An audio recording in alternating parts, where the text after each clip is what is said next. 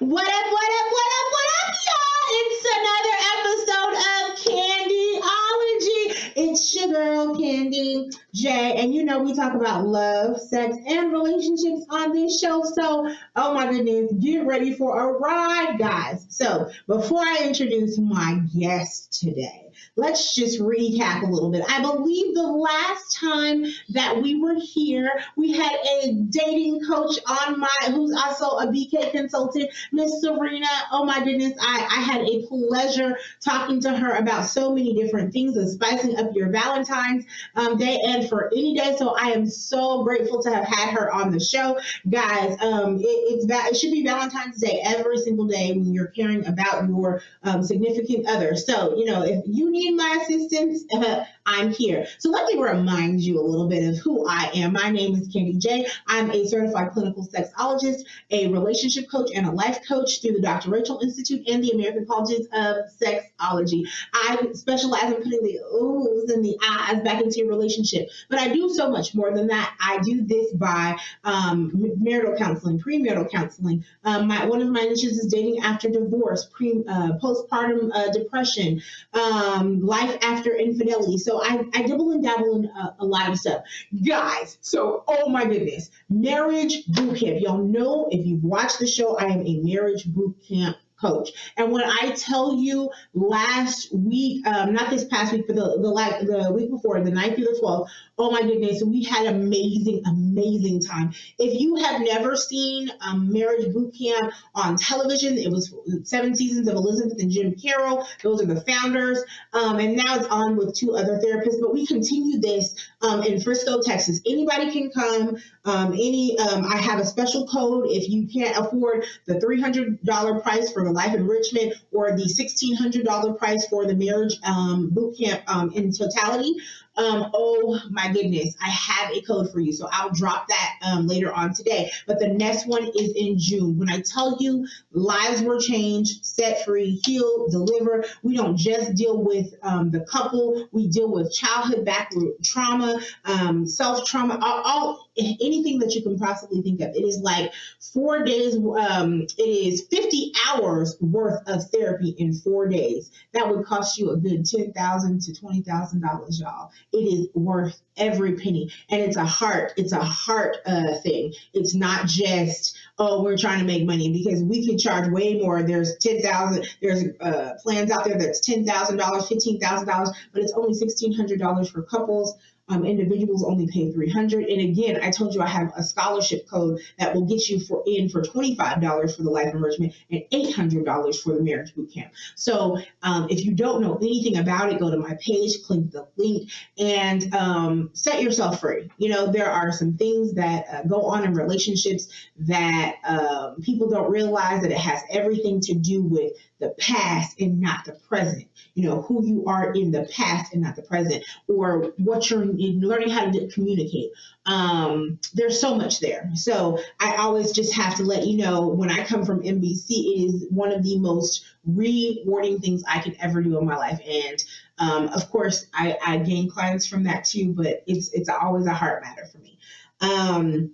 Couples game night was at the studio on the 12th, right after I did boot camp. And oh my God, that was amazing too. Our couples had a dance off. They ate. We played the newlywed game. We played naughty bingo. If you've ever been to any of my naughty bingos, you know I'm freaking hilarious.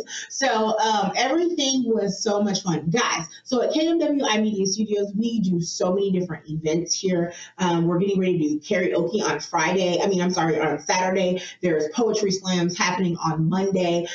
There is a girls' night in happening on March 18th. There is a pop-up happening on the 26th. There's also a paint and sip happening. I believe that's on the 12th of March. Yes. So we have so much going on at the studio. Go to kmwi-media.com, or you can go to our Facebook page and you'll see everything that's out there, right? All right. So I I've talked to you long enough, okay? Like, listen, this is probably the most I'll talk in this whole interview besides asking questions. Because when I tell you, first of all, her name is Lisa Anderson, and I so lovingly call her Miss Lisa. And she is our receptionist here. But let me tell you, she does way more than just recept, okay?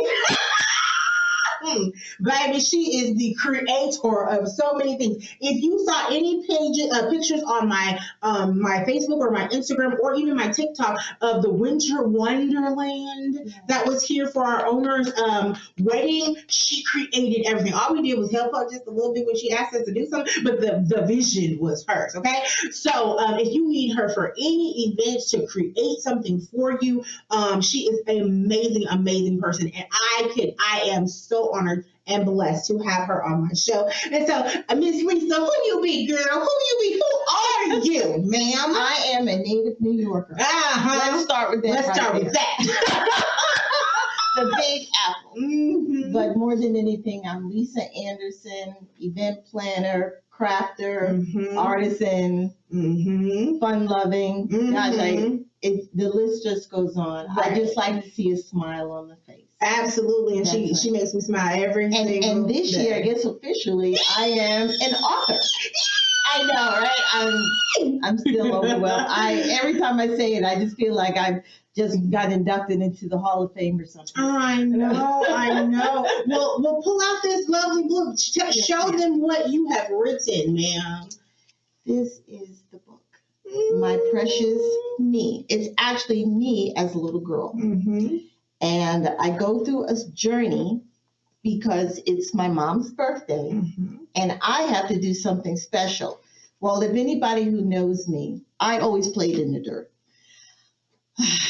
I still to this day play in the dirt. But now that I got that clear, I actually did this as a little girl and I wanted to bring it to life. This is one of the promises that I made to my mom before she passed away, that I would complete and do this book. So it's very heartfelt. It's very warm and loving. It's painful sometimes, but at the same time, I have joy. She is actually in the book because it's about her and we're celebrating her birthday. So I have mixed emotions over the book. It took about, I would say, about a year to write and stuff like that. But it's something that I promised my mom that I would do, and I went ahead and did it. Okay, so I'm going to come back to the mud cake in just a second. Okay. But tell me a little bit about what life was like growing up. I mean, what's the size of your family? What part of New York did you live in? I mean, tell me some things, child. I'm here. I'm listening. I'm born and raised New York. Okay, and I was raised Catholic. We went to a Catholic church, Catholic school. We had a regiment Monday through Sunday. I think we had some days of play, but like on certain days of the week, we would always have to go get our hair done. We would have to do our chores. I had 2 brothers and 1 sister, and we were all staggered in age. I'm kind of the third one down, and then I have a younger brother. Okay, so it's my oldest brother, my sister, then it's me, and then it's my younger brother, who's quite tall now. How tall? He's very tall. He's like, if I stood in front of him, you couldn't see me from behind him. Oh, that's how big and tall he is. Yeah. So, but it's okay. But as a kid, I did a lot of adventurous running around in the neighborhood. I mean, back then, to me, life was just easier. It didn't have all the technology involved. You would have to make the phone call from a rotary phone. I mean, I'm going back in time. Excuse me. Y'all, I know that she looks young, but Miss Lisa, how old are you? I will be 60 this November. Y'all, black don't crack, right? Okay. I just had to throw that in there because she don't look nobody 60. Who? Where? Okay. Anyways, I think age is just a number for Social Security tracking. But other than that, I'm good to go. Okay. Right. I mean, Vaseline's my best friend. It's been ever since my life. It has been in inception. So I'm good to go. I don't need much. Okay. But the one thing I can say about my childhood is that I had fun. Mm-hmm. You know, we would go out on our back porch and we would take the brooms and the mops and they would be our singing stands and we would perform like the Supremes. And we would even do the Andrews Sisters. You know, boogie, boogie, boogie for company B. You know, that kind of stuff. You know, it was, that's right, doo-wop, doo-wop. Okay, sorry. We did all of that. And what I did in the yard, because I wanted an audience, I had my dolls. Mm-hmm. They would be lined up. And then I have my stuffed animals, my teddy bears, and all that lined up. Wait a minute, because I think you skipping parts of this story. Hold on, wait a minute. Because you told me Mommy had an apple tree. Well, yeah, that too. But we were always told not to climb the apple tree. Mm-hmm. But as kids, you know what that means. Mm-hmm. Go climb the apple tree. Go do it. So the apples, okay, so originally the apples were the people, but you really couldn't see them because all the apples were really small or, you know, they blended in with the dirt because they were sitting on dirt. But then I would clear the dirt just to make sure the apples sitting on dirt. But I moved into using my dolls. And then so I would go upstairs to my room, go get my dolls, gather them, and then I would just line them up and put my stuffed animals behind it and stuff like that. But the dolls sat in the front because that was the VIP section. Oh, yeah. Yes, absolutely. And my dolls were my life. My dolls are still my life to this day. I love dolls. That's one thing I can say. I'm a doll person, and I love all types of dolls. My sister was a bookworm. So she would be sitting in the corner, just reading a book in the corner. Me? I was the book. I was the adventurous person. I was the one who would make things, build and create things and move things around. And if it was laying there, I could do something with it. And I hadn't changed. So that's really Lisa. Lisa really hasn't changed. I won't say I got multiple personalities, but I have different ways of doing different things. But I always like to craft and build. That's one thing I can always say. Even if it's down to, do you remember the gum that has the paper around it? Oh, yeah. We would take I would take them and make bracelets out of them. Whoa. So you would fold them and then connect them till it became a bracelet. And see, I would have never thought of that. Yeah. So I would always want, eat some gum. I need some gum.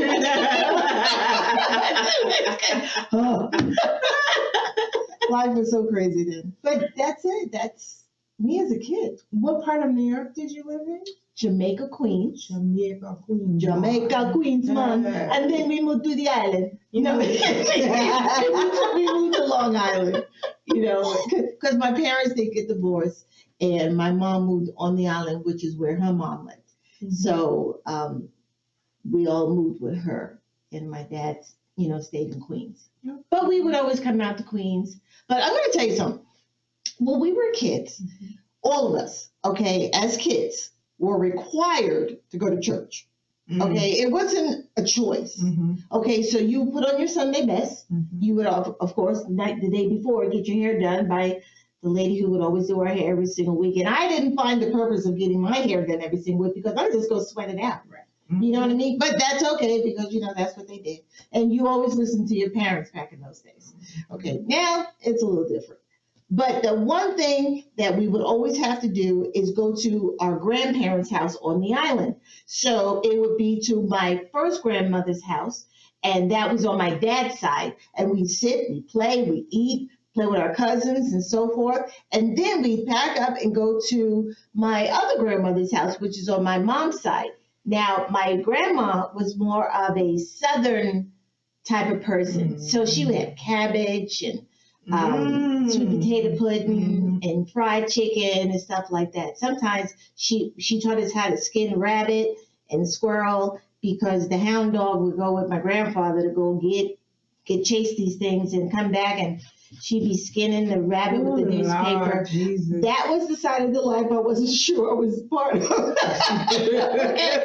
But then we went to my other grandmother's house, who was more of a Queens person. Okay, so at her house, we would have like the meatloaf and the collard greens and the rice or the baked macaroni. So, and we would have to eat at both houses. And then she'd make this special cake every single week. And we did this every single weekend. Oh, wow. Every weekend. So we got to see our cousins and relatives a lot. Yeah, but you got to see a whole different, I mean, there's really two sides of the spectrum. It's like two sides of the world, kind of, to me. Oh, yeah. It was quite, it was quite different for me. I'll never forget when my parents actually took us, well, we were sent to our great-great-grandmother's house who lived on a farm. And that was in the Carolinas. And I felt at that time I was being punished. I felt like I had been judge, jury, and execution, and I got sent out to the farm. Now, we all went, at least my sister and I would, I know that. And we would, instead of going to the refrigerator to get your eggs, you go to the chicken. Okay, when you want to cook some ham and beef, you go slaughter a pig. You know, I'm like, I'm not used to these kind of things. And, you know, and then my great-grandmother, she would get up every morning to bake a cake. And that would last you throughout the whole day because that's your snack. Okay, now we owned the general store, which was right next door. So we would go over there and we would just get some soda, Coca-Cola in the glass bottle, and then put it on the Coke machine and pop the cap and just go and run. That was some of our summers. Wow. So I had two extremes, you know, and they to me were always adventurous, which comes from the adventures of my book. I was always on an adventure somewhere. And sometimes they would have to call me several times, Lisa, because I'm zoned out somewhere. Not like on drugs or anything. I was like zoned out in space, you know, because I'm in another world. I'm building, I'm creating, I'm reenacting something that I saw on TV. So that's me. So what was your aspirations of what did you want to be as a kid? Oh, I wanted to be work for the airline. I always wanted to work for the airline. And as soon as I got out of high school, I went straight into an academy. And the academy, before I even graduated, Pan Am, back in the day. That's aging. Yes. For real. Yes, that is aging. They did a tour of our class, and they would select people before you even graduate that we want you. Well, I shined like a shining star, and they said, we want her. So as soon as I graduated, I went straight to Pan Am at the Worldport in New York. And it was a beautiful, beautiful experience for me. So what did you do? I started out as an agent, which is like checking people in at the gate. And I'm going to tell you something. Now, I think this is God being funny, okay? Because we had to go through training and all that kind of stuff. And that's a lot of training. You have to learn acronyms and lingo of the terminology of the airport and stuff like that. So when they actually put me on the floor for the first time, oh my God, I checked in the United States bobsled team. No joke. Yay! I still have my pin, but it was 1989, I think it was, and it was the United States bobsled team. And this is when you were allowed to take your liquor drink on the plane. Okay, you were allowed to smoke on the plane. Okay, so I'm an agent. I got my first person. I signed in, and they said, "Hi, I'm the United States bobsled team. Can you check us in?" And I'm thinking it's just one person. And then I looked and I'm like, oh, Jesus, there's about 40 people on this line. So we checked them in and I got skis. And I mean, I think all of my training was all in that line. I swear, my training, all of it was in that line. Yeah. And they said, and the last person that came up, you know, you did a great job. And they gave me the pin of the United States. And I'll never forget that day. But I worked at Pan Am, but I also worked at Pan Am when we had the flying over Lockerbie, Scotland. And the flight went down. And so they sent me to Scotland.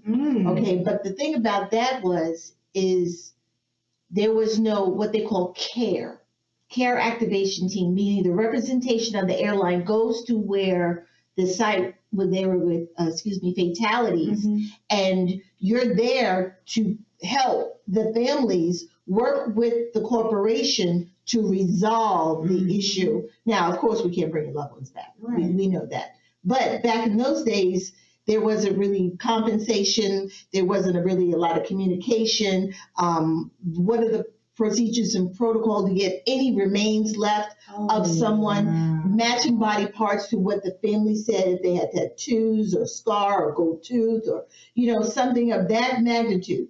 So you would see like the size of a basketball arena and tables of pieces, dolls, shoes, clothes, pieces of clothes, Bibles, books, all types of things. And people wanted those things back. But between NTSA and Pan Am and the representative going, you had to help decipher and then go to that family and say, I can't understand how you feel, but understand I'm here to help you as best I can. Mm-hmm. And you could talk to priests, pastors, rabbis, just about any representation, because a lot of families back in those days relied on their religion. So you would speak mostly to their priest or their rabbi or their pastors or whatever they had, because the family is so destroyed, they couldn't talk and give you information. And the sooner you get the information out of them, the better you are to help getting anything back from somebody. Right. So it was still the airline. It was still my love and my passion, because I always felt that I should be a flight attendant where you had the matching hat, the gloves, the dress, the jacket, the high heels, the pocketbook, and my roller bag. I think it's very important to go to the airport just like they did. And I saw that as a kid. I said, this is what I'm going to do. So years goes on, and I'm married and everything at that point. So we uproot from New York, and we moved to Texas. What year was this? Let's see. Can't even remember. I know it was my birthday.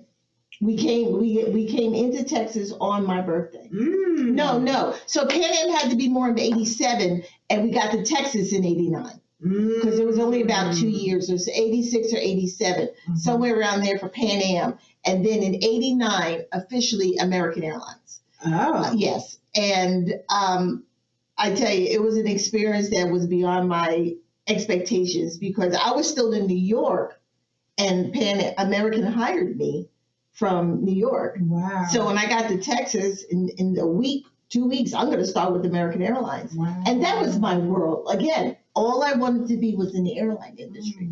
That was my passion and my love. So they started me out as an agent, and then they created something like, I don't know, they called us something agents. I can't remember what it was, but there were 6 of us, and we were the beta test of this program. Well, I excelled because all my personality just came out. It was just like, just foaming at the mouth. All the things that I love to do, I'm able to do with the airline. I'm meeting tens of thousands of people each day, making sure that they get from the plane onto the ground to a connection, or getting on the plane going to a destination. Everything is timed with the airlines. So whatever decision you make, you better make it a good one, because it will come back and bite you.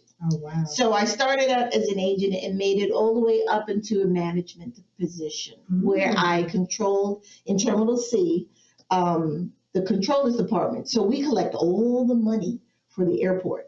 Okay, we pay the bills. We negotiate hotel and contracts.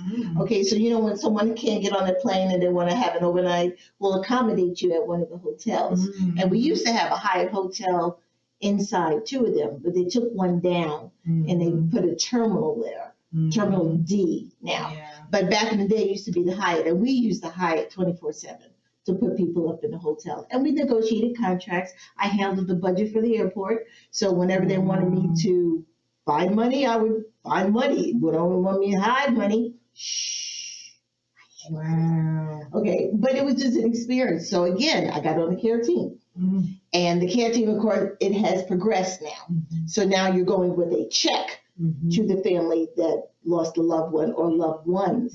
Okay, and then it was a training experience, doing the same concept. You get with the family, you meet with the family, you take them to the site, you explain all that you can. We cannot bring your loved one back, but this is going to help you get on with the things that you love to do. So it was just one of those kind of experiences that I just loved. Right. But here's the other thing about that. I I actually had an opportunity to work with flight attendants. She's on the phone. She's on a show, guys. Yes, so I can't answer it right now. We'll just let that ring. Yes, but I was able to work with flight attendants. So more than anything, a regular girl coming off the street or a guy coming off the street, and I helped them grow into a flight attendant for American Airlines. And to me, I couldn't have reached any other higher level than actually seeing someone go from there to there. But so I've been sitting on a question, right? Okay. So you got to be a part of the care team, right? Yes. So had you before dealt with any type of person with grief, even in your own personal life?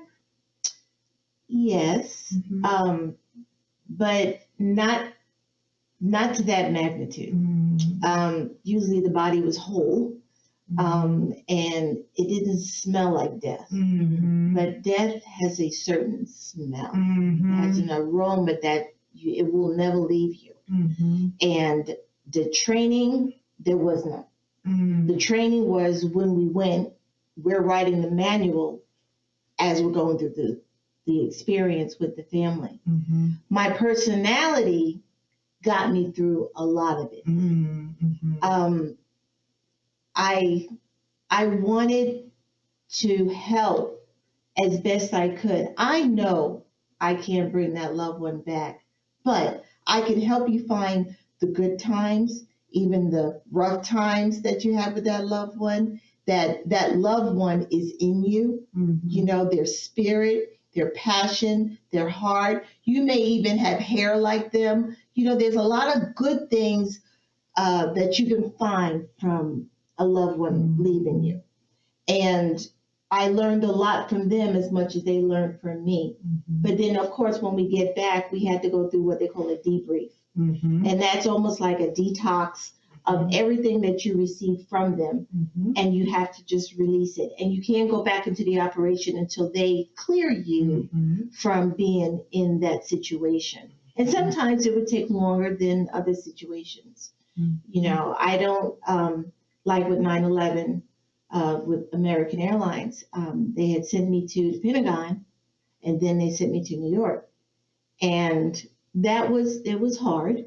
New York is my home. So for me to see something collapse, you know, you say to yourself, we're America.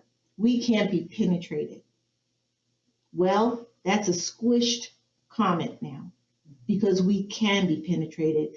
And you have to appreciate each day as it's given to you, because it's a blessing from God. And you try your best to fulfill 110% of that day, even though you're flat out tired, because you're just not guaranteed to wake up the next day. You know, and that spirit will linger in a pattern because it was not fulfilled. And I believe that with all my heart. So every day that I do anything, I try my best to get it done to its fulfillest. Now, I did procrastinate with this book, and it burns inside because I didn't get it done before my mom passed.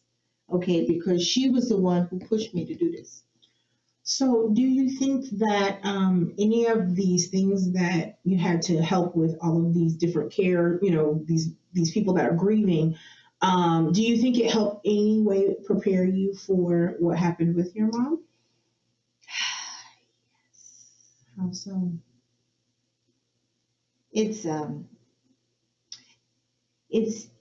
It turns differently when it's someone in your family. Absolutely. You could be strong for the family you're working with, but when it comes within your gate, it's like a burn or a wound, and you're putting it in salt water. It will burn. And you start going through a timeline in your mind of the ups and downs that you've had with this person. And did I, you know, say and do all the things that I wanted to do with that person? Or have I not spoken to that person in buku years, you know, or I had this anger that has been festering in my heart for so long that I need to let it go and start again with this person. It will never fade away. It'll always be there. But this person's still alive. You're still alive. What are you going to do about it? Right. Okay, because once they're gone, it's a done deal. And it sits in that holding pattern, which is, to me is a very spiritual thing, and then you'll get signs of things, and that's a whole nother story. But yes, I believe through all the experiences that I've had with the airline industry, it prepared me for my mom. And again, someone's very special to me trying to reach me. But you will just have to call me back at another time. But thank you. It's one of those kind of things when I say to myself, what steps do I take? What steps do I do first? What steps do I do second in order for me to continue on, move on? How do I handle my mom's passing? And I know for sure that when my mom passed away, because I was blessed to be working at home when my mom passed, and I had worked for the Dallas district, and I was able to work from home. So my mom moved in with me, and she had her own room, and I had my daughter move to my mom's house. So that house is now being taken care of, and I could take care of my mom. And that short 2-month span of my mom living with me until she passed was the best gift I could ever receive. The best. Even though she was very, Lisa, the coffee don't taste right, it tastes burnt, or the grits aren't cooked thoroughly, or I want my toast a little softer with less butter. I mean, I felt like Cinderella for a while. It's like, I just can't get it right. I said, okay, Mom, well, applesauce. I mean, I can't do nothing applesauce. All you do is pull the top back and give her a spoon. Lisa, why is the applesauce so milky? Well, I'm going to have to call Mops and ask them. I don't know. But all those special moments that came to light was like, that was my mom. But I am so much like my mom. That's why we would get into so many confrontations, because I'm so much like her. I mean, I would do things like her. I would act like her, and it would knock her crazy. Just like, you can't think like me. I would finish your sentences, stuff like that. I mean, I would be just doing, if I'm at home, I'm knitting or crocheting or something like that. I was doing that at the house. And your point. like, are you upset about it? Because I'm doing it too. It's just those kind of crazy things. But we would always go shopping together. We'd go like, what do you call it? Antique shopping. We would do that a lot. And we would just stop and talk about things. Oh, Lisa, you can make that. Oh, Lisa, you can do that. Oh, Lisa, you shouldn't have to pay for that. Just make one. She was my advocate. She was the one who would always she would be my cheering section. So when she passed, I felt like I passed. You see what I'm saying? It was, a part of me died because she was so much. I was so much like her, and a lot of people, when they see her, they're like, God, Lisa, you got a mole right where your mom's was. It's like, you smile like her, you look like her. I says, well, I was her. I was her. What I got to tell you? Right. So I hold on to nostalgia. I hold on to my book.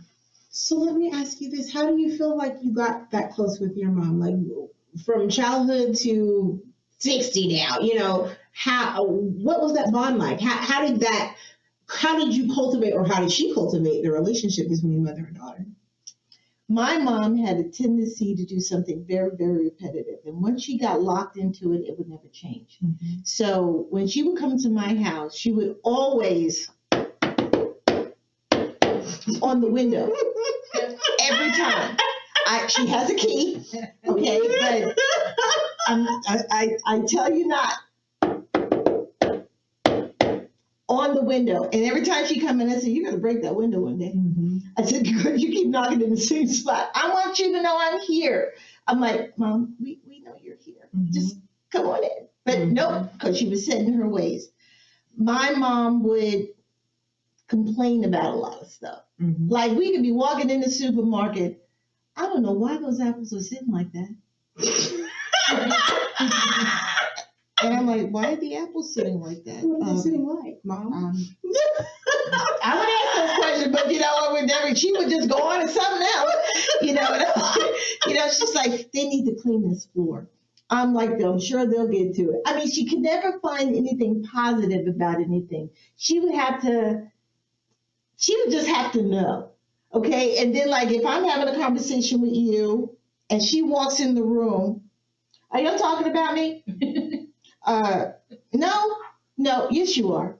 It's like, I mean, it would be okay. My mom actually said one time she wanted us to get, like you set your table, you use your utensils, right?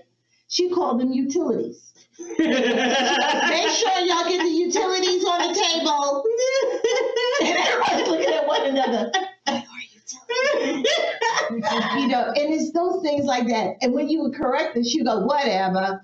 Just whatever. I'm telling you, it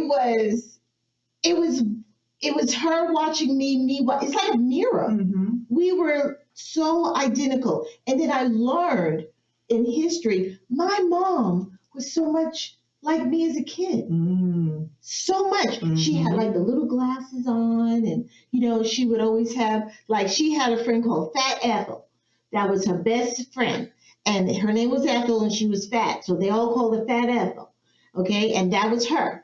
Okay, and she didn't care. She liked being called that because she's Kathleen's friend. Okay, I've learned so much about my mom when she was a little girl, and I learned this when I got older. So for me, I said, "Wow, all these things that I didn't know about my mom, I did." Wow. Yeah. So now I'm doing them. Wow. Yeah. So as I learned more about her, we got closer and closer and closer to the point that we're almost like twins. She can feel me. I can feel her. Lisa, you must be talking about me now because my ears are ringing. You know, it's that kind of stuff. She would always want to go places with me. I would go places with her. She loved the color green. Green was her favorite color. So, of course, we talk about green in the book. Okay, so a lot of things that she was when she was a little girl, she saw in me. Part of it would get to her, and part of it would make her happy. And you could always tell when my mom would get happy because she would grit her lips, make them real, real tight, and just sit still and quiet.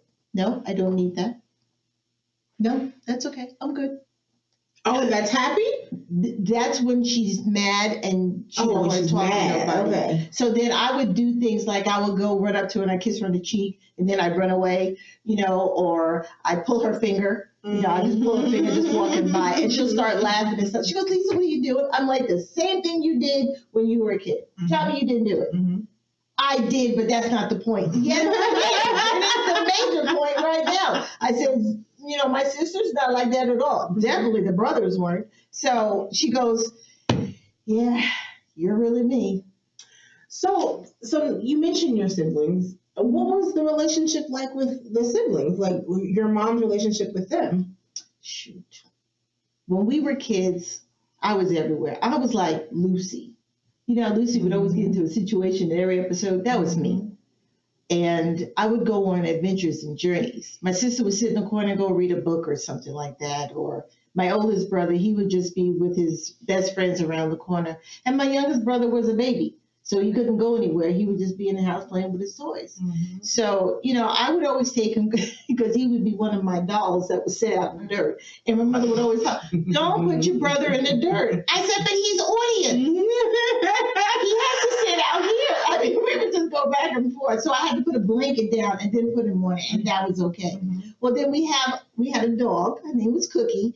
And she would always want to knock the dogs down because she wanted to be a part of it. Or she'd lick the doll or whatever. And I'm like, now, Cookie, you just go over there and sit, okay? I'm setting my stage because we're about to go on, okay? And I can't be in the audience and up there performing. So one of y'all going to have to pull back, okay? And it's not going to be me, okay? So it's just one of those kind of things. But my brothers and my sister, as time went on, we got more and more separated in our lives than together. I believed I was more like my grandmother, who always liked everybody to be together. So like I told you back when it was every Sunday and we would go to the grandparents' house, that's what I felt like I was.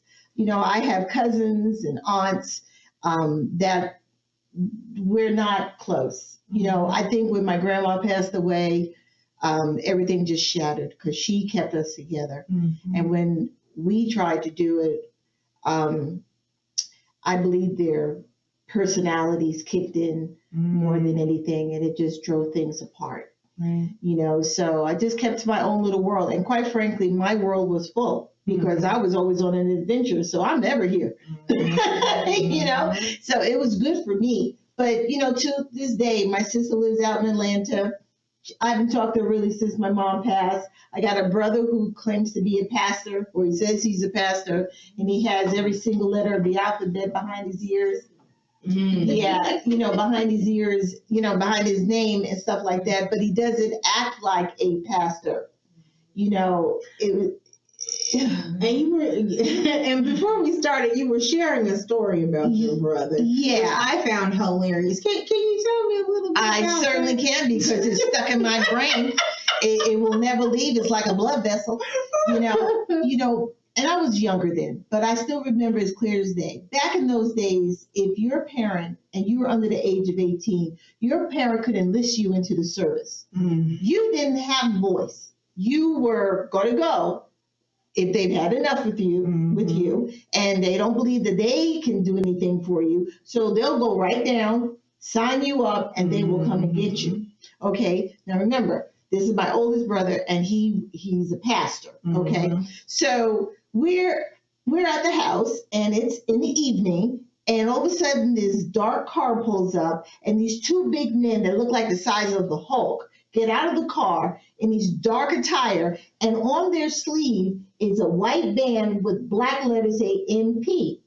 And I don't know what that meant because I'm just a kid. I'm like, well, what are these strange people coming up to the house? They're coming to my house. And I see them walking up. So they says, we're from the United States Army, and we are here to collect Private Kevin Smith in regards to the services of the United States of America, la, la, la, la, la, la, la.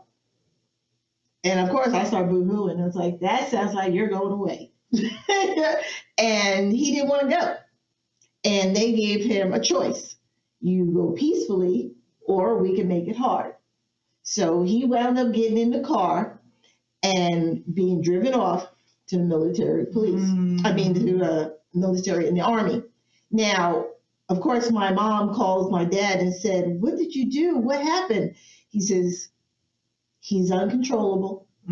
He's not listening. And I'd rather have him go into the service than get arrested. So that's what happened. But the story my brother tells, I had an epiphany. I need to give more to the country. So I enlisted myself into the service. No, that's not the true story. So me, back in the day, you got to remember, we were raised Catholic. Everything's the truth. And if you don't tell the truth, the Lord is going to hurt you because you lied. Okay? So for you to say you're a pastor and you're telling this is the way your life was versus this is the way your life was, I'm going to say something to you. I'm like, that's not how you went into the service. Why are you telling everybody you went into the service like that? That's not true. Right. And he's like, Lisa, you mind your business and I mind mine. And I'm like, okay. But then the saddest part, which really severed my relationship with him, when my mom passed away February 2nd of last year, he did not come to her memorial. And that hurt me more than anything else. One, you are the oldest. Okay, and we're supposed to follow you. Nobody's going to follow you like that. She's your mom. She's your only mom. And for you not to do that and pay your respects to the one who delivered you to this world, it's not right. Okay, now I can't do anything about it. All I can do is just live my life. But these are the things that live in my heart, and they burn. And a lot of people say, well, Lisa, just forget about it, leave it alone. But that's my brother who chose not to go to his mother's memorial. No, I cannot get that. Mm-hmm. I don't think I'll ever get that. Mm-hmm. Okay, it's just yeah, right. and I honestly I empathize with you because, for instance, my mom, when my grandmother passed away, and I'll give you a little background too.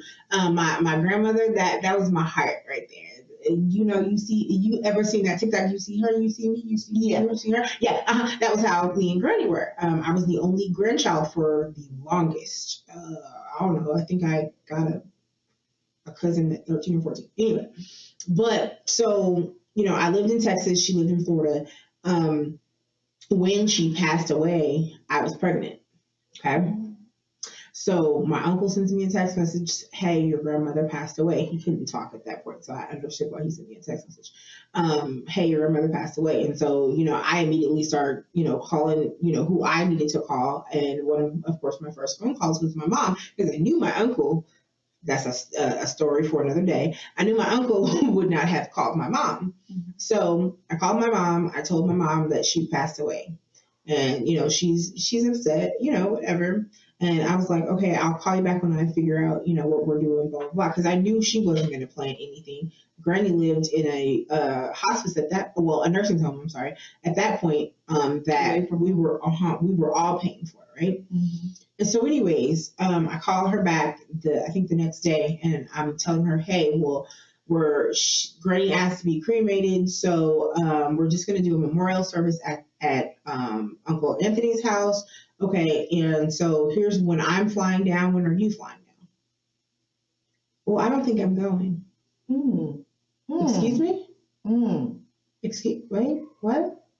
Well, it's going to be at Anthony and Julia's house, and I don't really care for Julia. And I was like, so? Wow. So what? This is your mom. Like, and all of our people are going to be there. And I'm pregnant. I would think that you wouldn't want me to be there by myself. Right? Okay. Wow. Well, I'll let you know if I can get off work. For your mom? Yeah, that's how I feel. That's exactly how I feel. And it still hurts to this day. Mm-hmm. I mean, it has been 1 year. And to this day, I cannot understand how deep that you're taking this, that you wouldn't even be there for your mom. Mm-hmm. And I'm like, okay, God, you are really preparing me for something. Mm-hmm. I know you are. Mm-hmm. Okay, so I had to deal with my sister, and my sister's, you know, she just believes that, you know, because she went to Hampton, that she's like the pharmacist that stands there, please, sir, let me have my drugs. That's how above she, and she's the pharmacist. You know, it's just, she just thinks she's above the earth, you know, above the clouds. And, you know, I try my best, but I have always been the outside the box, half full versus half empty, the crazy one. You know, if there's a funeral, I'm going to find the joy in it, you know, and I find ways of laughter versus sorrow. And, you know, and it's a funny thing too, because I would always call my mother Peter Pan whenever she would just kind of drift off and go somewhere, like, you know, when she's mad about something or she's upset. My mother was a person, an adult, who never grew up. She never grew up. She really, really never did. She enjoyed the world of being a youngster. And that was her world. And even though you get older, she still had the young characteristics and the traits. You know, my mother never liked going to the doctor, and she never liked to get a shot. So she actually threw a tantrum in the doctor's office because she didn't want to get a shot. So my mom lived in a bubble. I could say she lived in a bubble, but I understood the bubble. It got me upset sometimes, but I still loved my mom. And you only get one. One. You know, so this book, when I finally did make it come to life, and I had I have a friend, and I will say her name, Janet Forney, who is a blessing to my heart, because she's the one who held my hand and got me to help get this book out. She knows a lot about books. And I said, Janet, I gotta get this book out. It's in my head. I can get it on paper, but I don't know what to do after. And she was my guardian angel. She was the one who helped me get it to where it is today. And I give her a dedication in this book as well. She goes, Lisa, you don't have to put my name in the book. I said, did you help me? Did you get me through some hurdles and obstacles? Did you keep me sane? And she goes, well, yeah. Oh, well, then that's it. That's all we need. That's all we need. Okay. And my goal was to get the book out. And back in the day, we didn't have all this technology where kids can read on computers. We actually sat down under some light and read a book. And that's where your imagination comes from. Because you can read in a high octave, a low octave, a baritone, a tenor. You can go places, and then once you're finished, you come back to reality. And this is the reason why I want this book to come out, because my mom was always a kid at heart. And this is where she lives. And as long as I can keep this alive in my heart, she's alive. So I love this book to death. And it's me anyway. It's me. Well, Lisa, how do you make a mud cake? Well, it's very simple steps. Okay. Now, you must ask your mother's permission. You must ask your mother's permission. Or your father. Even though I didn't. Okay, but you do need like whoever your parental guidance person is, you have to ask them. And it's very important. Unfortunately, in the book, it doesn't go that way as well. But the effort was there. Okay, because I needed a few utensils or utilities to get things going outside. Okay, so to make a mud cake, first you have to find some right dirt. Okay, there's dirt everywhere, but there's just right dirt. And then you have to make a hole. Then you have to dig the dirt. Okay, and then you have to get some water. Okay, pause. What's the right dirt? What kind of dirt do you mean? Oh, you have to feel it. You have to feel it. What does it feel like? Well, sometimes it's gritty. Sometimes it, has worms in it. Sometimes. Well, let me just move the book over here. Okay, so it's a process, but you got to feel it. It'll tell you. Okay. But what am I feeling for? The dirt. Yeah, I know. Good dirt. But like a rubble. Like a rubble. Okay. Okay. You sound like my shower now. Okay. With textures. Yeah, it is very important. And then you can touch it with if your hands aren't too good, you can use your feet. Oh, okay. So take your shoes or your sock off and you touch it with your foot and you just run it over a spot. Just to get that right feel. You have to have the right feel. Plus, you have to have side dirt because you have to have the icing. Okay. So now you're going to take all the dirt, okay, and you're going to put it on in buckets. And then you're going to mix it with a little bit of water, a little bit of dirt, a little bit of water, a little bit of dirt until it's mixed just right. Are you with me, Candy? I'm with you. Okay, so you mix it, okay? So then you make a shape, and then you pat it all together, you make the first layer, okay? Oh, it has layers. Of course. Oh.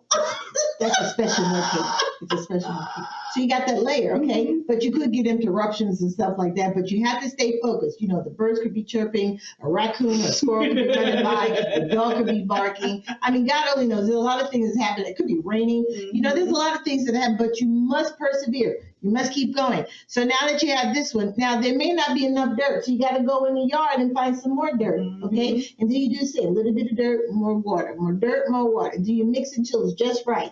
And then you pile it on top of that, and it's going to get taller, right? Now you can go as many layers, but I went as 3.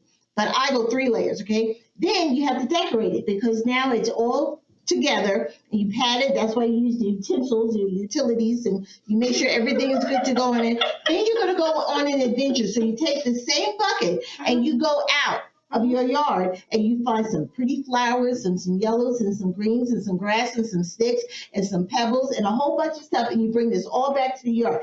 Then you separate it out, and then you go ahead and you start lining it with the leaves and everything, and you start building the cake, and you make it just right so you can walk around it, pat it really good, put the leaves and decorations. Then you grab some twigs from the tree. Some may have broken off, but you grab the twigs and you start breaking them, because then you can spell things like mom or put them in there as candles and stuff like that. And it's perfect. And then voila, then, you can also take dry dirt, grab dry dirt, right? And then you sprinkle it on the cake. And then sometimes you have to pat it on the side. And then you put leaves around the outside of it. And then you just pat it up and voila, mud cake. Oh, Do you let it dry? Oh, Gotta let it dry in order for you to cut it. Because if you cut it while it's wet, it's just gonna fall apart. we don't eat this, right? You can.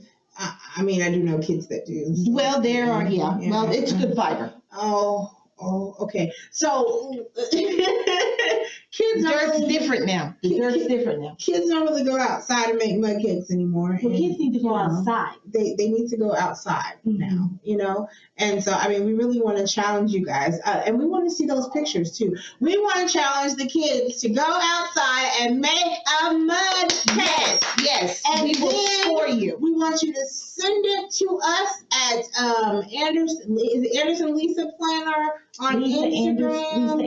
Lisa Anderson Event Planner, the mud cake on Facebook or TikTok, the mud cake. Yes. Send us those pictures or videos of you doing the mud cake. Yes. Go outside and make a mud cake. Please do. And if you're if you're OCD like I am, okay, you can let the kids go and then just watch from the porch, you know, or watch from the stairs, you know, them getting dirty, okay, because we got to clean the kids up, I understand. So, you know, but it's okay. It's okay. Let them go outside and do some things, okay? Yeah. So, Lisa, I am so grateful that you came on my show today. Thank you. You guys, you don't know I'm going to have her back because she got stories for days, just like I do. And I really do want to have her back because I feel like she can give us a little relationship advice too. You know, I'm talking about romantic relationship and you gotta advice. Find the right dirt. She back to the mud cake, y'all. I'm just she don't saying, stop. Just give us a little bit of insight. You do have to find the right dirt. You need a bucket. You need water, and you need some utensils. Be careful with that. You can use outside sticks and stuff, but you make sure you form your cake very carefully because it can fall apart, and make sure each level is dry. Thank you. The mud cake, guys. So, Miss Lisa, we have told them how they can find you. You can also find her on linktr.ee/author Lisa Anderson, so that you can buy the book there, you can donate there, you can see where she's going to be at, and you know she's doing book signings. So if you want your book signed for your kid, or she's doing readings too, make sure that you follow Miss Lisa Anderson. And on all platforms, I am Candyologycs, where we're talking about relationships, sex, and of course love. So if you need a session, of course, hit me up on any of those platforms and I will be happy to help you. Thank y'all so much for joining us today early on Sunday. And if you're watching the replay, hit #replay. Thank you guys. And #the mud cake. Wishing you love-filled days and orgasmic nights. Have a great day.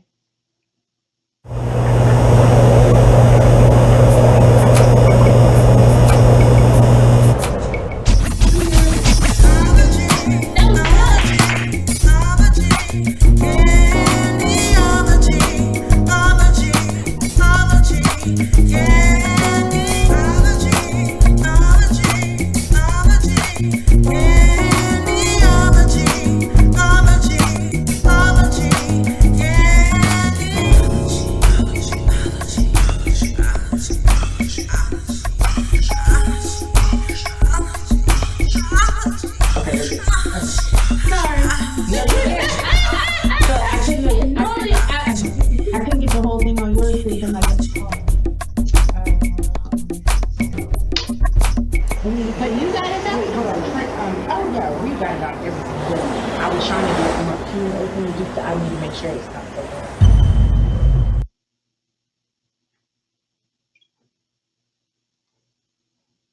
Go to Facebook. Yeah, it's done. Cause your phone kept ringing. Let me see what if it was my daughter, I'm gonna deck her. It was my husband. Oh Lord! I'm gonna call him right now and let him know. And he called me twice. Yep. Oh my God. That's Lewis.